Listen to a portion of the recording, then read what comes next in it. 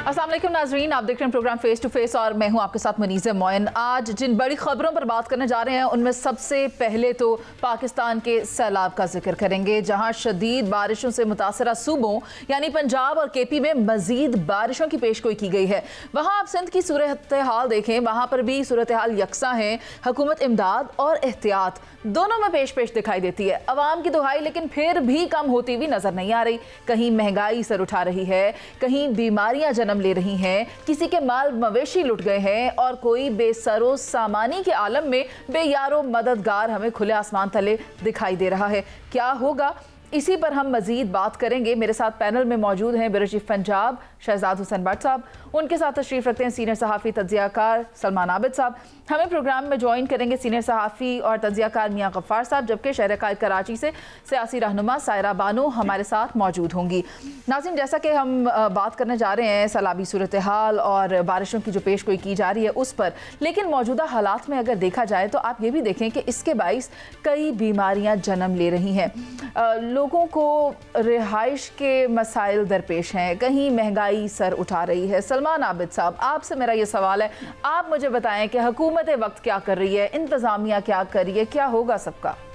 देखिए, पहली बात तो ये है कि जब इस तरह का शदीद तरीन सैलाब आए और ये तवक्को करना कि हुकूमत 100% शफाफियत के साथ काम कर सकेगी, उसका इम्कान कम होता है। हुकूमती हवालों से, हुकूमती इदारों के हवाले से बहुत सारे मामलात हैं जहाँ हमें खामियाँ देखने को मिलती हैं और जो अभी भी हम देख रहे हैं। एक बात तो ये, और दूसरी बात यह कि एक सैलाब एक उस मुसीबत बनकर आता है, फिर उस सैलाब के नतीजे में जो मसाइल पैदा होते हैं, यानी आप बेघर हो जाते हैं, आपका साजो सामान लुट जाता है, आपके यहाँ मुख्तलिफ़ किस्म की बीमारियाँ, खुराक का बुरहान और दीगर तमाम चीज़ें जो पैदा होती हैं वो और ज़्यादा लोगों के अंदर मसाइल पैदा करती हैं।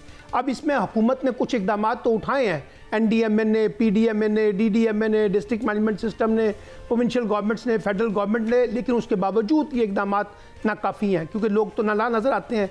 लोगों को लगता है कि उनके मसाइल हल नहीं हो रहे, लोगों को बुनियादी सहूलतें नहीं मिल पा रही, मुख्तलिफ नौइयत की बीमारियाँ जन्म ले रही हैं, महंगाई का एक नया रेला जो है वो सामने आ रहा है। तो ये सारी सूरत हाल ज़ाहिर होती है कि हमारे हालात ठीक नहीं है। और अभी मसला पंजाब से निकला तो जनूबी पंजाब की तरफ जा रहा है, जनूबी पंजाब से फिर ये सिंध की तरफ दाखिल हो रहा है, उससे पहले KPK के हालात जो हैं वो हमारे सामने हैं।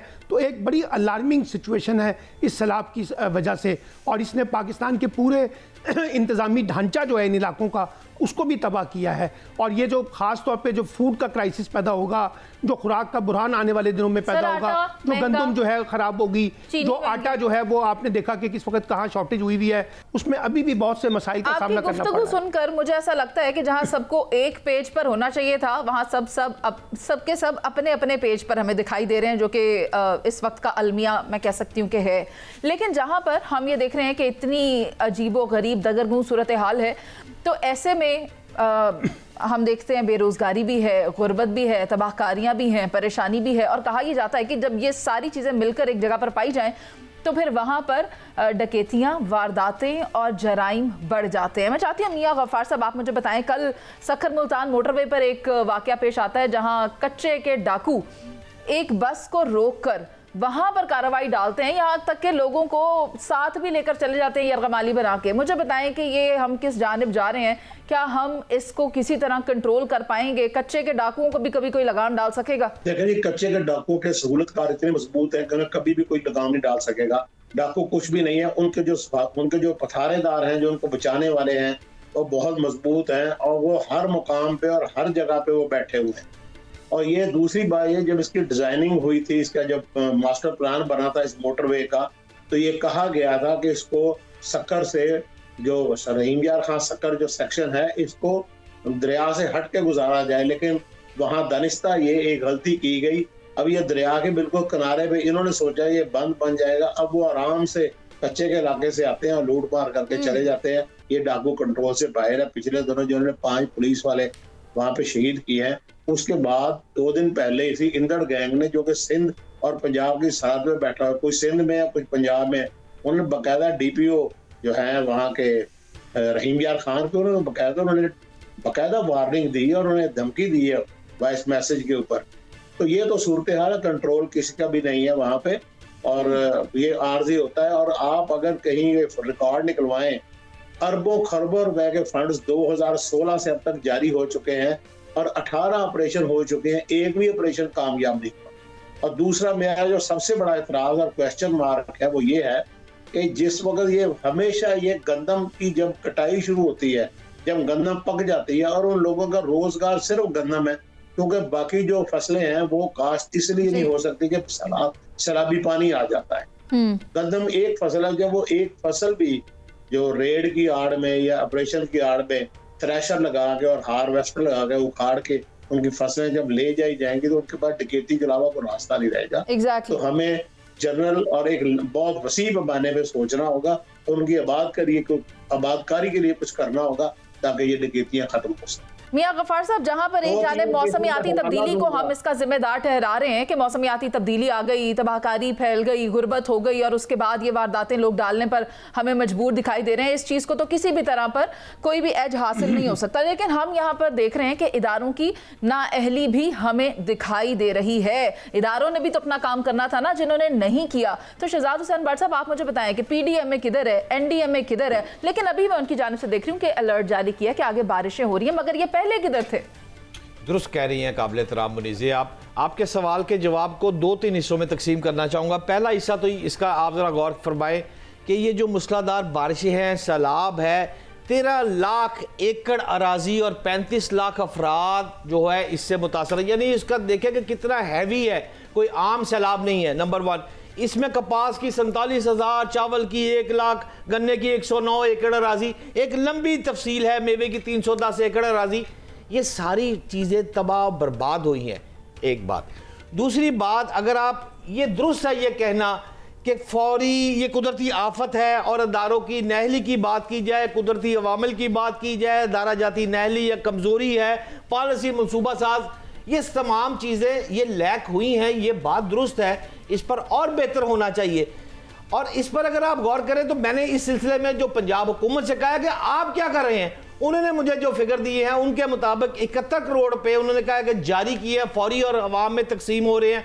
सूबा भर में 415 रिलीफ कैंप, 466 उन्होंने तिब्बी कैंप क्या है, 1.8 मिलियन अफराद और 1.34 मिलियन मवेशी महफूज मकाम पर मुंतकिल किए हैं।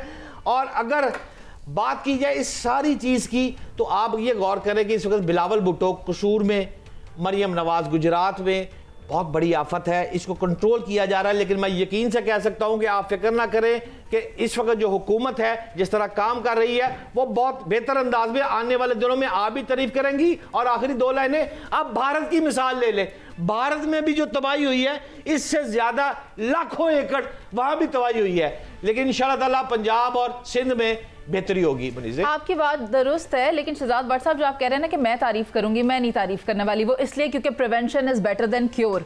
आप जो उसके क्योर पे पैसे लगा रहे हैं ना, अब अगर आपने प्रिवेंशन पे लगाए होते तो शायद इतने पैसे ना लगते जितने आप मुझे बता रहे हैं। सायरा बानो, आप मुझे बताएं, इमदाद के नाम पे बड़ी बड़ी रकम मौसूल हो रही है और मैं देख रही हूँ कि सिंध में कुछ काम किया जा रहा है उसको लेकर, बीमारियों के हवाले से भी किया जा रहा है, डेवलपमेंट के ऊपर भी किया जा रहा है, प्रिवेंशन पर भी किया जा रहा है, लेकिन आप बताएं कि क्या आप उसे ऑन ग्राउंड होता हुआ देख रही हैं? क्योंकि कहा यह जा रहा है मजीद बारिशें सिंध की जानिब आ सकती हैं 7 से 9 सितंबर के दरमियान, यानी इस वीकेंड पे। बताएं आपके पास क्या खबर है? अस्सलाम वालेकुम मुनीज़े, ये तो रोजगार है हमारी सिंध सरकार का।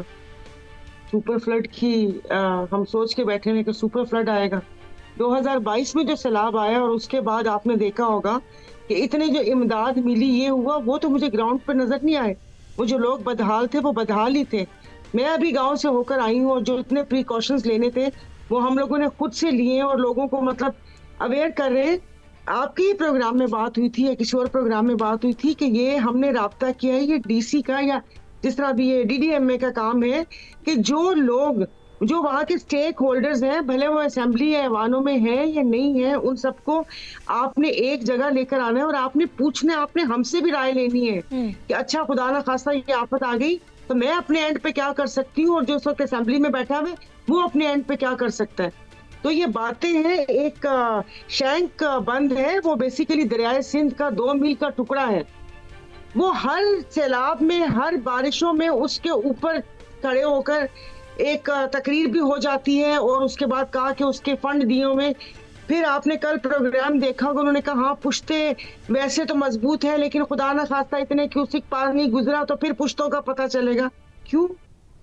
जो आपने अपने वो क्या कहते हैं कि गांव में उन कच्चे के इलाकों में घर बनाए हुए, तो फिर उसके पुश्ते भी क्या इतने कमजोर हैं?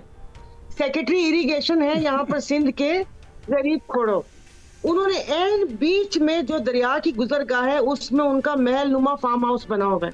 गरीबों को तो आप उठा रहे हैं, आप कह रहे हैं कि ये कच्चे इलाका खाली करो, कोई अपना घर बार छोड़कर अपने जानवर छोड़कर, जो होना चाहिए था, जो वो कहते हैं ना कि अगर थिंक टैंक या इनके पास कोई ब्रेन होता तो ये जो हर दफा तबाही होती है वो ना होती। और अभी भी जो इकदामात करने के थे वो वैसे नहीं कि भाई आप जो फ्लड रिलीफ कैंप है आप अभी से कायम कर दें, आप जानवरों के चारे का बंदोबस्त करें, आप लोगों को बताएं कि सारे लोग तो कश्ती वगैरह या जिस तरह खुदा ना खास्ता आया तो आ सकते हैं, अगर किसी के पास 5-6 जानवर है होना चाहिए।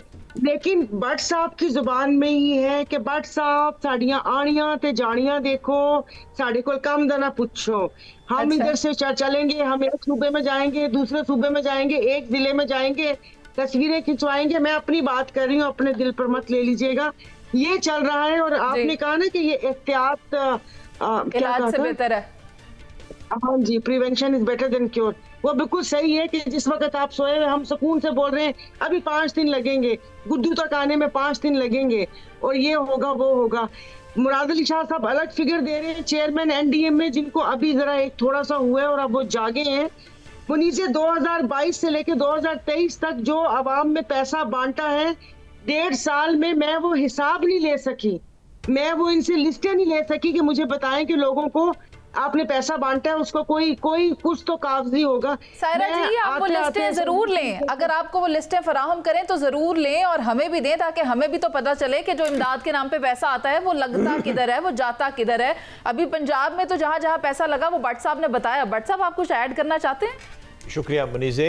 देखें काबिल एहतराम सायरा जी फरमा रही हैं, इतनी वडेरे की बीवी सायरा बानो, रुकने सूबाई असम्बली, कौमी असम्बली, वहाँ पर पूरा असर रसूख, कहती है मैं हिसाब नहीं ले पाई। मुनीज़े ये नहीं ले पाए तो हाँ पर मैं क्या ले पाएंगे? और जिम्मेदार कौन है? जो पैसे बांटे हैं ये साफियों ने खाए हैं, ये किसी ने खाए? ये सियासतदानों ने खाए हैं। सायरा जी क्या कह रही हैं? ये कह रही है कि हिसाब ले, जैसे कि मैं कौन सा घर में बैठ के उनको व्हाट्सएप के ऊपर मैसेज कर रही हूँ कि हिसाब ले। मैं कमेटी की चेयरपर्सन थी, आपका एनडीएमए का चेयरमैन जो है 2 दफा बुलाने पर नहीं है, तीसरी दफा मैंने अपना इस्तेकाक इस्तेमाल किया और जो लेटर लिखते हैं कि हथकड़ियां लगवा कर लेकर आए वो मैंने बुलवाया था, मगर वो कोई दूसरी कहानी। सेक्रेटरी आपके जो पीडीएमए का टोला बैठा हुआ था उनकी पूरी कोशिश थी कि उन लोगों को बचाया जाए। यहाँ पर आप कैसी बातें कर रहे हैं? तो इस पर फिर आपने रिजाइन किया था या खामोश हो गई थी? क्या हुआ था? ये 5 साल मैं नहीं थी, ये जाते जाते 2023 के एंड में मैं चेयरपर्सन बनी थी। 6-8 महीने थे, 8-10 महीने थे, ठीक है। और फिर वो जब तक वो फिर असेंबली। सायरा जी आप जो बात करिए ना, मैं तो सिर्फ इतना ही कहना चाहूंगी कि हम लोग सिर्फ मुद्दा उठा सकते हैं, उस पर होना क्या है वो तो ये इक्तदार में बैठे हुए लोग ही बेहतर बता सकते। हम तो ये कह देते हैं भारत की आबी जारहियत है, भारत ने पानी छोड़ दिया, कुदरती आफत आ गई, लेकिन इन सब के बावजूद हम क्या कर रहे हैं? क्या हम उनका एहतसाब करेंगे? क्या हमारे ऐवान में बैठे हुए हुक्मरान उनसे पूछेंगे? इन सब पर बात करनी है। अभी चलते हैं एक ब्रेक पर, जिसके बाद वापस आएंगे और बात करेंगे SCO समिट के हवाले से।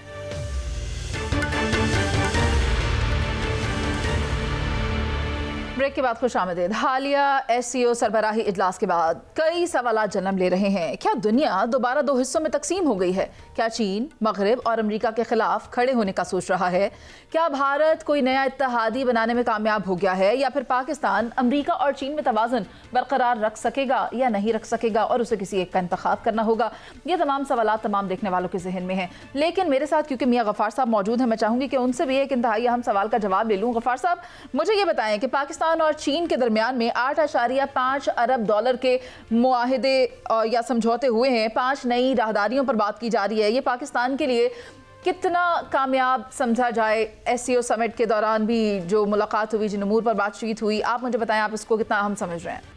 देखें जी, पाकिस्तान की और चीन की जो दोस्ती है ये तो एक लाजवाब दोस्ती है और इसमें कभी भी दरार नहीं आएगी, क्योंकि चीन को हमारी जरूरत है, हमें चीन की जरूरत है। उसने गर्म पानी तक पहुंचना है, हमें उसकी मदद चाहिए। हमारा जो नेचुरल अलायंस है वो चीन के साथ ही है, और चीन ने पिछले दिनों जो हुआ इंडिया के साथ हमारा कॉन्फ्लिक्ट, उसमें जो चीन ने हमारी सपोर्ट की, उससे उस दोस्ती को अगर कोई इब्हाम भी था आलमी ताकतों को, तो वो भी खत्म हो चुका है। और अमेरिका के साथ जो हमारी दोस्ती है ना, ये वही बात है कि वो अमेरिका के साथ हमारा जो ताल्लुक है और चाइना के साथ ताल्लुक है, इसमें जमीन आसमान का फर्क है। अमेरिका दबाव डालता है, लेकिन चीन हमें अहमियत दे के हमारे साथ दोस्ताना माहौल में हमारे साथ चलता है। और हमारी पाकिस्तान की तरक्की में जो किरदार आज तक चीन ने अदा किया, वो दुनिया का कोई मुल्क नहीं कर सकता।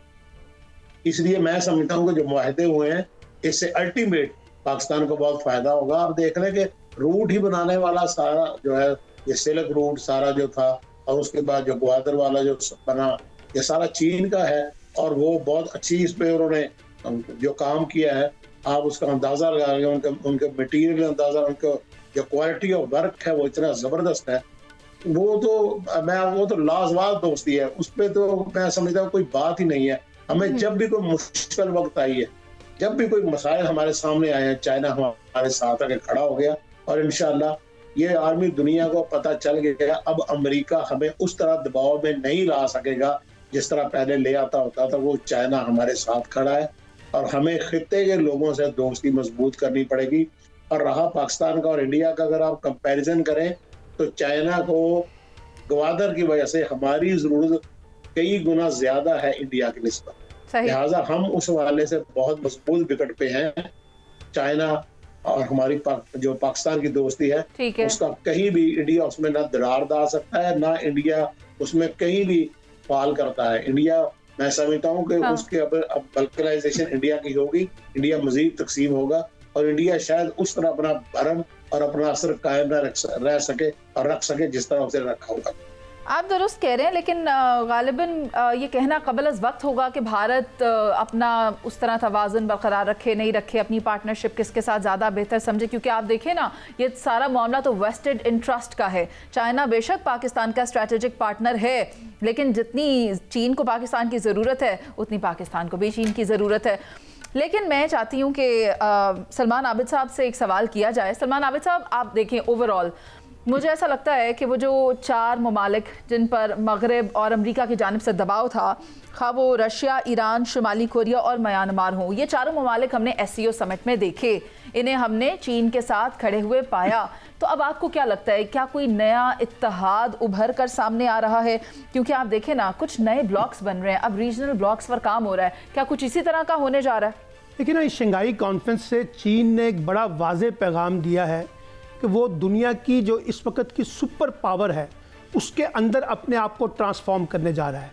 और जो मईशत की जो कॉन्टेक्स्ट है, उसमें भी वो अपने आप को एक दुनिया में नया स्ट्रेटेजिक पार्टनर और मालियाती पार्टनर के तौर पर पेश कर रहा है। और एक नया वर्ल्ड ऑर्डर जो है, वो सिर्फ रीजनल कॉन्टेक्स्ट में नहीं, बल्कि वर्ल्ड ऑर्डर के कॉन्टेक्स्ट में भी रिविजिटिंग हो रही है। और बहुत से ममालिक एक दूसरे के साथ अपने आप को अगेन रिज्वाइन करने की कोशिश कर रहे हैं। तो इसलिए ये चीज़ें तो तब्दील हो रही हैं, और इसी वजह से रशिया की इम्पोर्टेंस, चाइना की इम्पोर्टेंस, पाकिस्तान की इम्पोर्टेंस, और पाकिस्तान ने पिछले चंद माह में जो सफारती सतह पे कामयाबियाँ हासिल की हैं, उसकी वजह से भी पाकिस्तान की अहमियत बढ़ी है। आपने देखा कि शंघाई कॉन्फ्रेंस में जिस तरह से पाकिस्तान को पजीराई मिली है, और जिस तरह से चीन ने, रशिया ने और दीगर ममालिक ने पाकिस्तान को सपोर्ट किया है, वो जाहिर करता है कि इस रीजनल सतह पे जो इंडिया और पाकिस्तान का पहले इम्बैलेंस था और इंडिया बहुत डोमिनेंट पोजीशन पे था, आज पाकिस्तान एक मुख्तलिफ पोजीशन पे खड़ा हुआ है, और इंडिया से उसने कई जगह पर अपनी बर्तरी भी साबित की। पाकिस्तान क्योंकि एक सॉवरेन स्टेट है, तो ये बिल्कुल उसकी अपनी सवाबदीद है कि उससे मुस्तकबिल में अपने अलायंसेस किसके साथ रखना है, अपनी फॉरेन पॉलिसी को किस तरह से बेहतर करना है। मैं चाहती हूँ कि सायरा बानो साहिबा, आप भी इन तमाम मामलात को देख रही हैं, इसका जायज़ा ले रही हैं। ऐसे में आप देखें कि भारत और पाकिस्तान का भी एक तनाज़ा रहा, फिर भारत और अमेरिका का भी एक तनाज़ा रहा, लेकिन भारत जिस तरह इस वक्त एक बेलगाम घोड़े की तरह कभी यहाँ अटैक करता फिर रहा है, कभी वहाँ अटैक करता फिर रहा है, वो ज़्यादा बड़ी गलती नहीं कर रहा क्या अमेरिका के साथ जंग मोल लेकर, ये जो कीना पाल कर? आप इस पर, आपकी राय क्या, आप क्या समझती हैं? मुनीज़े, मतलब आपने कहा कि बहुत बड़ी गलती कर नहीं रहा, तो आपको किसने, मतलब जिस तरह हम लोगों ने देखा है कि अगर किसी मुल्क के किसी भी नैज पे या किसी भी दौर में थोड़े से ताल्लुकात खराब होते हैं तो क्या वो सब कुछ खत्म हो गया? वो खत्म कहाँ होता है? आप देखें ना, बहुत से ममालिक भी अपने आसपास भी पर नजर दौड़ाए। हमने सियासत में ये देखा है, वो भले मेरे पाकिस्तान की सियासत हो या बाहर सियासत हो, बाहर जो मुल्क हैं, एक हमने अपने यहाँ वतन अजीज में देखा है कि फर्द वाहिद या यहाँ पर जो लोग होते हैं उनके अपने इंटरेस्ट होते हैं। बाकी जो दूसरे मुल्कों को देखा है वो अपने मुल्क के इंटरेस्ट देखते हैं। उनके मुल्क के इंटरेस्ट के लिए अगर अमेरिका के आगे चल के इंडिया के साथ वो हुआ, आप इंडिया और इसराइल के ताल्लुकात क्यों भूल रही हैं? और बात फिर आप कहेंगे कि घुमा फिरा कर आ जाती है, मतलब उनकी जो वो कहते हैं ना कि आगे जो जंगें होंगी या जो हम लोगों ने पढ़ा ये यहूद और नसारा तो मुसलमानों के खिलाफ है। तो ये नहीं आप वो कह सकते कि अच्छा हम उनकी आंखों के इतने कुतारे हो गए या वो हो गया कि इंडिया को बिल्कुल ही अलग कर दिया। इंडिया बहरहाल एक वो कहते हैं कि इकोनॉमी है उनका, आप देख लें कि किस तरीके से है दुनिया में, मतलब उनके बड़े बड़े इदारों के साथ उनके लोग उन इदारों में काम करते हैं और अच्छी बड़ी इकॉनमी है। यूएई के साथ उनके ताल्लुकात देख लें और बाकी सारी चीजें देख लें, तो वो हमें इतनी खुशफहमी में रहना भी नहीं चाहिए। और जो सलमान आबिद साहब ने बोला है कि इन तमाम चीजों के साथ अपने मुल्क में जो मतलब ये सब जो हम लोग कहते हैं कि ये प्रॉक्सी वॉर है और ये जो फितने हैं इनका खात्मा करना चाहिए। फिर चाइना वाली बात, फिर सलमान आबिद की बात को कोट करूंगी कि किस तरीके से वो मतलब कहते हैं कि यहाँ पर कितने हमले हो चुके हैं चाइनीज इंजीनियर्स पर और इन तमाम चीजों पर। और एससीओ की मैं बात कर रही हूँ कि वहां पर मैंने पूरा बयान नहीं सुना मगर कानों से गुजरी है बात कि ये जो बीएलए के दहशतगर्दों और जो दहशतगर्दी के बारे में बात हुई है कि भाई ये दहशतगर्दी इस खिते में, मतलब उसमें चाइना भी आ गया, रशिया भी आ गया और पता नहीं किसके लिए बोला कि ये हम सबके लिए खतरनाक है। हाँ, ये पूरे मुल्क इसकी लपेट में आएंगे। 3 न्यूक्लियर ममालिक, जब आपने उनका कल परेड देखा, आपने उनकी सारी वो चीजें देखी, रशिया को आपने देखा, वो बीएलए जिसके बारे में कभी कहते हैं कि एक एसएचओ की मार है, कभी कहते हैं वो मुट्ठी भर है, 1500 है, एक इंटरनेशनल टेररिस्ट ऑर्गेनाइजेशन के तौर पर डिक्लेयर कर दी गई है। लेकिन ज्यादा बड़ा खतरा जिस तरह आप इस तंजीम की बात करिए उससे तो लाहक था ही, लेकिन एक तरफ आप देखें कि माजी में भी एक हुकूमत ऐसी गुजरी है जिसके दौरे इक़्तिदार में सीपैक के ऊपर काम रुकवा दिया गया था। जिस स्पीड से इसको जारी और सारी रहना चाहिए था वो नहीं हो सका और अब इसकी गारंटी शहबाज शरीफ खुद देकर आए हैं और ये कह कर आए हैं कि मैं बतौर सीईओ पाकिस्तान हूँ पहले और उसके बाद मैं वज़ीर आज़म पाकिस्तान हूँ, यानी कि this has been insured, guaranteed कि अब इसके ऊपर काम होगा। शहजाद हुसैन भट्ट साहब को भी शामिल है गुफ्तगू करना है। सर आप मुझे बताएं कि एससीओ समिट को आप कैसे देखते हैं, फिर 3 सितंबर को जो फौजी परेड थी उस पर आपकी क्या राय है, दिफाई एतबार से ये कितनी अहमियत का हामिल है? काबिल एहतराम मुनीज़े, देखें ये जो आप बात कर रही हैं ये चाइना ने सेकेंड वर्ल्ड वॉर में जो फतह हासिल की थी, जापान को घुटने टेकने पर मजबूर किया था, उसकी 80वीं सालगिरह थी। अच्छा, अब इसमें चाइना का स्टाइल है वो खामोशी से काम करता है, वो अपनी चीज़ें राज दूसरों को देता नहीं है, पहले भी कभी नहीं दिए। इवन पाक भारत जंग में जो चीज़ें हमने इस्तेमाल की हैं वो भी चाइना ने बड़े खुफिया अंदाज से हमने छुपा के रखी हुई थी, जिस वजह से हमें फतह हासिल हुई।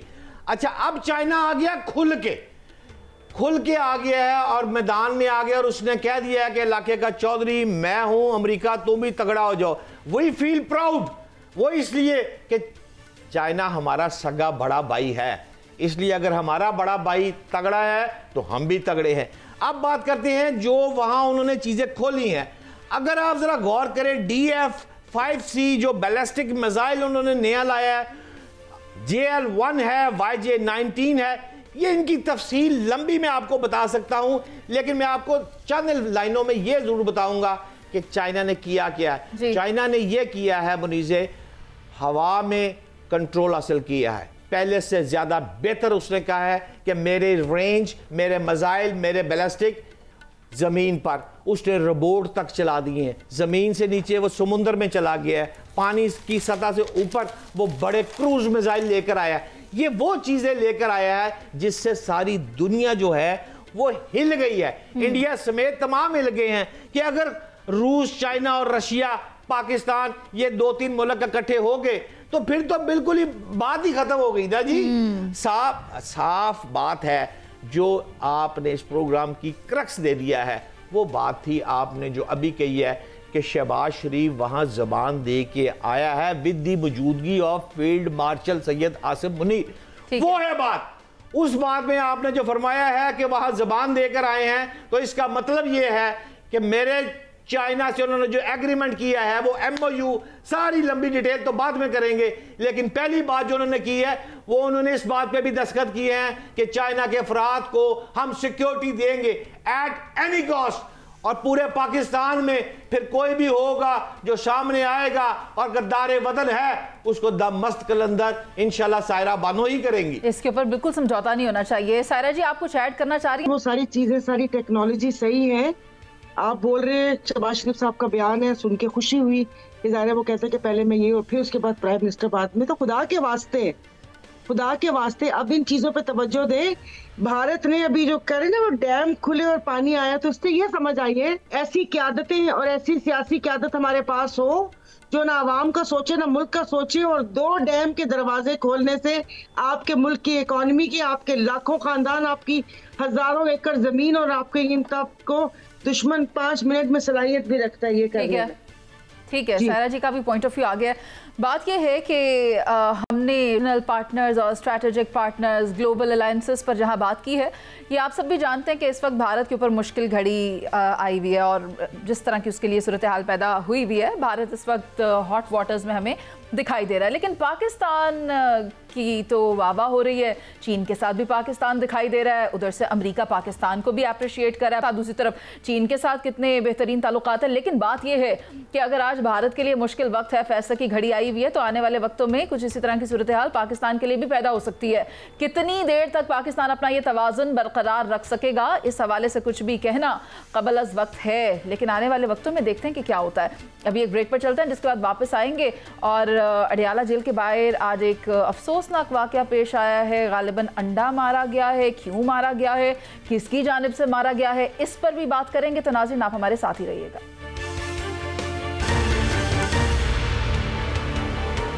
ब्रेक के बाद खुश आमदीद। और नाज़रीन, आज मीडिया टॉक के दौरान अलीमा खान साहिबा के ऊपर अंडा मारा गया है, और जब ये वाक़या पेश आया तो उसके बाद एक भगदड़ सी मच गई और अलीमा खान साहिबा बग़ैर गुफ्तगू किए भी चली गई।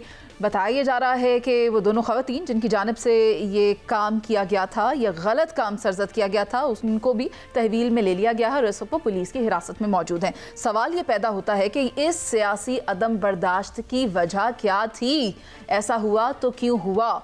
ये वाकई की पूरी तफसील सबसे पहले आपके साथ शेयर कर लेते हैं। शहजाद हुसैन भट्ट साहब, बताएं क्या हुआ है, क्या है कहानी, ये सब हम क्यों देख रहे हैं?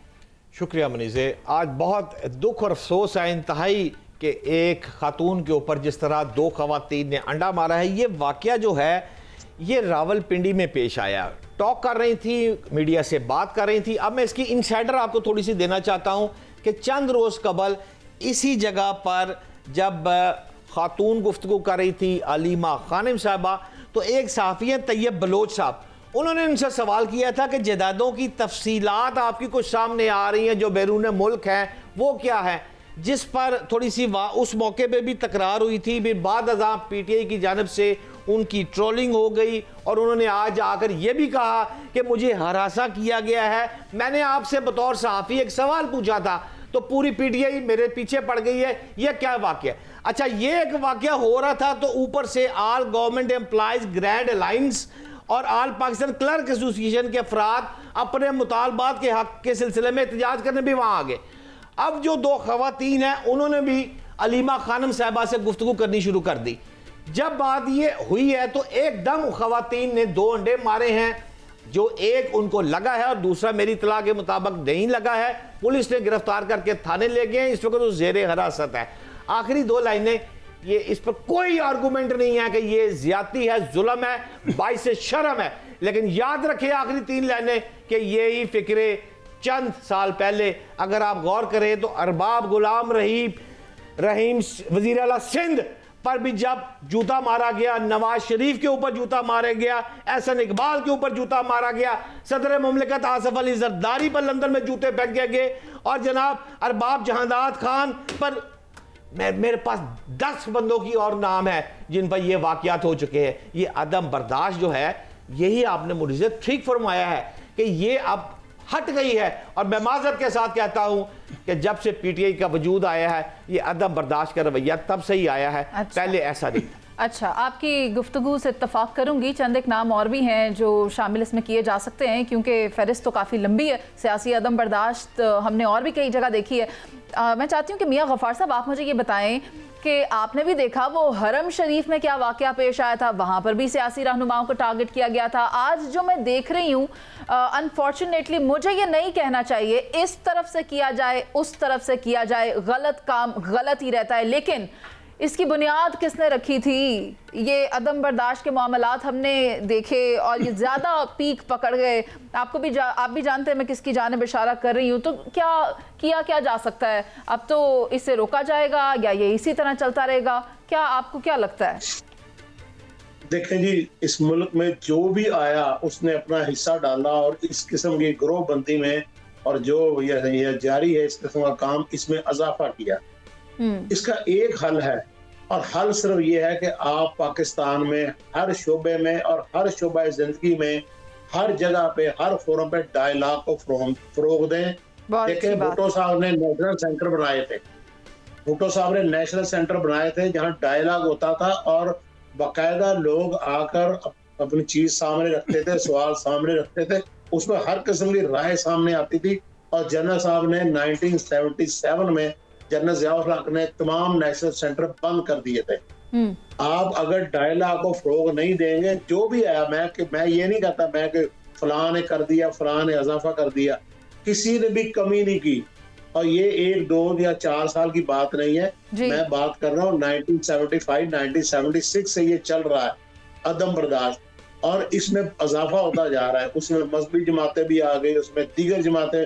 अब तो जो मजहबी ग्रोहबंदियां इतनी खौफनाक बढ़ चुकी हैं, आपको डायलॉग को फरोग देना होगा। हर शहर में डायलॉग के सेंटर बनाने होंगे जहां लोग बैठ के कथारसिस कर सके, अपनी बात कर सके, वरना फिर इसी किस्म के अंडे और जूतियां हर किसी को पड़ेंगी अगर इन लोगों ने डायलॉग को फरोग ना दिया। सायरा जी, आप क्या कहती हैं इस बात पर? मैं इत्तफाक करती हूँ गफ़ार साहब की बात से कि सियासी अदम बर्दाश्त को किसी तरह रोकना होगा और डिबेट किया जाना चाहिए, डायलॉग किया जाना चाहिए, डिस्कशन होनी चाहिए मसाइल के हल निकालने के लिए। और अगर आपको किसी से इख्तलाफ है तो फिर इख्तलाफ राय भी तो एग्जिस्ट करता है ना। ये तो नहीं कि आप जूते उठा लें, स्याही उठा लें, डंडे उठा लें या अंडे उठा लें। सायरा बानो साहिबा, आप एक सियासी रहनुमा हैं, आप मुझे बताएं कि इस पर क्या किया जाना चाहिए? कोई कवानीन ऑलरेडी मौजूद हैं तो उस पर किस तरह से इम्प्लीमेंटेशन करवाई जाए, मुझे बताएं आप। जी मुनीसा, आप बिल्कुल सही कह रही हैं कि वो कहते हैं ना कि अदम बर्दाश्त बिल्कुल खत्म हो गई, मगर बात ये है कि फिर आप थोड़ा जो ये तो अगर किसी कारकुन की या आम बंदे की हरकत है तो फिर आप देखें ना कि फिर हमारे जो सियासतदान है वो आपस में एक दूसरे के बारे में किस किस्म की जुबान इस्तेमाल करते हैं, क्या नहीं होता। जैसे अभी भट्ट साहब ने बड़ा मतलब जिस तरह वो बताया रबाब रहीम साहब का कि जाहिर है कि वो जूते, स्याहियाँ, फिर ख्वाजा आसिफ ले लें, कसूरी साहब ले लें, 10 चीजें और ले लें, और एंड में आके इन्होंने कह दिया कि ये कल्चर एक जमात के आने से पहले नहीं था। बात करें, आपकी बातें बहुत अच्छी थी, मगर वही बात है कि वो बकरी की तरह मेंगने जरूर डालनी होती हैं कि एक पार्टी पे फिर आप तस्वीरें देखें, फिर बेनजीर साहिबा के साथ जिस किस्म की जुबान इस्तेमाल हुई भी है, तो ये इन चीजों का नहीं होना चाहिए। जो कारकुन है, जो ये इस किस्म की हरकतों के आलाकार बनते हैं, उनको भी सोचना चाहिए। और इन्होंने कहा कि वो थाने चली गई। भाई, जो हमारे पास जो वीडियो हमने सोशल मीडिया पे देखी है, पुलिस ने बहुत सहूलतकारी से उस गाड़ी को निकाल दिया। अब सवाल ये यहाँ पर पैदा होता है कि ये जूते, स्याहियाँ, अंडे खाने के लिए सियासतदान और वो कहते हैं ना कि उससे जुड़े हुए लोग ही होते हैं। ये जो पुलिस वालों ने जिस सहूलतकारी से पुलिस से बंदा पूछे कि अगर आपकी आईजी साहब पे ये अंडा पड़ा हुआ होता तो क्या आप ऐसे ऐसे करके गाड़ी को निकाल देते? तो ये सारी चीजें मैं कहती हूँ कि अब खुदा के वास्ते आप सियासत, वो सियासत रही नहीं। आप सोशल मीडिया खोलें, फिर उसमें जिस किस्म की जुबान और एक दूसरे पे जिस किस्म के इल्जामात, ना किसी की बहन महफूज है, ना किसी की बेटी महफूज है। आप लोगों ने इन सब ने मिलके खुदा जाने सियासत को क्या बना दिए। और जो अभी मेरे मोहतरम साथियों ने भी बोला कि, और जैसे आपने बोला है कि एक डायलॉग की अशद जरूरत है। ये अदम बर्दाश्त, ये जो बर्दाश्त पहले सियासतदान अपने अंदर पैदा करें, फिर उसके बाद आप बात करें। आप हर कोई दूसरा बयान उठाकर देख लें, एक दूसरे के बारे में किस किस्म की गुफ्तगू, किस किस्म के अल्फाज इस्तेमाल होते हैं। ऐसे ऐसे सीनियर सियासतदान जिनके बाल सफेद हो गए हैं इस असेंबली में, मगर फिर वो कहते हैं कि जुबान, वो कहते हैं कि फिर आपकी तरबियत और आदत का पता देती है। अच्छे तरीके से भी हो सकती है। अब क्या करें कि नहायत तरीके से भी की जा सकती है और दूसरे तरीके से भी की जा सकती है। सायरा जी, आप भी दुरुस्त फरमा रही हैं और मुझे तो यही दिखाई दे रहा है कि डायलॉग होना चाहिए, डिस्कशन होनी चाहिए। सलमान आबिद साहब, हमने नेशनल पॉलिटिक्स के अंदर इस किस्म के जो भी रवैये माजी में हुए उस पर बात करी, लेकिन आप देखें कि इंटरनेशनल जो पॉलिटिशियंस हैं या अमेरिका में हो, उधर फ्रांस में हो, आप देखें जॉर्ज बुश देख लें, आप इमैनुअल मैक्रोन देख लें, उनके साथ भी ये सब हुआ है। तो ये तो फिर एक रविश ही नहीं चल पड़ी। दुनिया की सियासत में अदम बर्दाश्त बढ़ती जा रही है। वो पाकिस्तान हो, भारत हो या कोई बाहर के ममालिक हो, हमें इस तरह के वाक़यात तवातर से देखने को मिल रहे हैं। अब उसकी वजह यह है कि आपके यहाँ जो सियासी जमातें हैं और सियासी क़यादतें हैं वो ख़ुद अपना रवैया और अपना तर्ज अमल बदलने के लिए तैयार नहीं है। वो अपने उन सियासी कारकुनों की हौसला अफजाई करती हैं जो बाकायदा वशनाम तराजी करते हैं और एक दूसरे की किरदार कुशी करते हैं, और ख़ुद सियासी जमातों की क़यादत भी इसमें शामिल होती है। और ये जो बार बार हम कहते हैं ना कि PTI ने शुरू किया है, मेरा ख्याल है मियाँ गफ़ार साहब यहाँ बैठे हैं, उन्होंने तो 1975 की बात कर दी। 80 और 90 की दिहाई में जो एंटी पीपल्स पार्टी और प्रो पीपल्स पार्टी पॉलिटिक्स हुई है उसके शाखसाना भी हमने देखे हैं।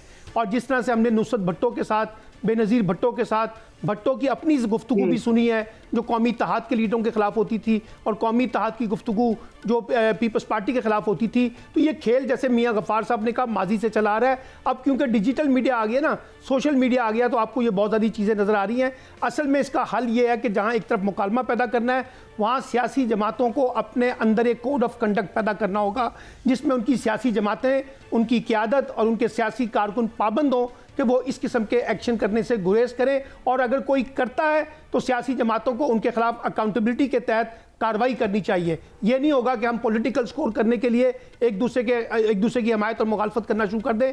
पाकिस्तान की पॉलिटिक्स में ये जो वायलेंस का कल्चर है या ये तो पुरतशद्दुद रुझानात हैं, इनका हर सूरत में खात्मा होना चाहिए। बहुत शुक्रिया आपका सलमान आबिद साहब, शहजाद भट्ट साहब और मियाँ गफ़ार साहब हमारे साथ मौजूद थे, सायरा बानो साहिबा भी, आप सबका बहुत शुक्रिया। बात यही है कि अदम बर्दाश्त जो हम माशरे में देख रहे हैं ये माशरती तबाही की जानिब लेकर जा रही है। जहाँ तक उन 2 ख़वातीन का जिक्र हमने किया जिनकी जानिब से ये फ़ेल का इर्तिकाब किया गया है, वो इस वक्त अडियाला चौकी में पुलिस की हिरासत में मौजूद हैं। देखते हैं कि उस हवाले से क्या फ़ैसला आता है। अभी के लिए मुझे इजाज़त दीजिए, प्रोग्राम का वक्त ख़त्म हो गया। अल्लाह ने के बाद।